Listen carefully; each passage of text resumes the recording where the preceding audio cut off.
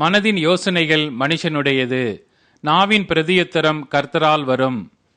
மனுஷனுடைய வழிகளெல்லாம் அவன் பார்வைக்கு சுத்தமானவைகள், கர்த்தரோ ஆவிகளை நிறுத்துப் பார்க்கிறார்.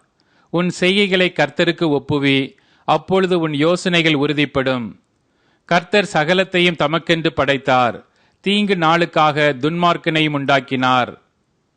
மனமேட்டிமை உள்ளவன் எவனும் கர்த்தருக்கு அருவருப்பானவன், கையோடே கை கோர்த்தாலும் அவன் தண்டனைக்கு தப்பான்.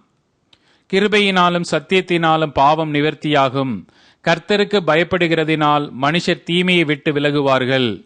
ஒருவனுடைய வழிகள் கர்த்தருக்கு பிரியமாயிருந்தால் அவனுடைய சத்துருக்களும் அவனோடே சமாதானமாகும்படி செய்வார். அநியாயமாய் வந்த அதிக வருமானத்திலும் நியாயமாய் வந்த கொஞ்ச வருமானமே உத்தமம். மனுஷனுடைய இருதயம் அவனுடைய வழியை யோசிக்கும், அவனுடைய நடைகளை உறுதிப்படுத்துகிறவரோ கர்த்தர். ராஜாவின் உதடுகளில் திவ்ய வாக்கு பிறக்கும், நியாயத்தில் அவன் வாய் தவறாது. சுமுத்திரையான நிறை கோலும் தராசும் கர்த்தருடையது, பையில் இருக்கும் நிறை கல்லெல்லாம் அவருடைய செயல். அநியாயம் செய்வது ராஜாக்களுக்கு அருவருப்பு, நீதியினால் சிங்காசனம் உறுதிப்படும்.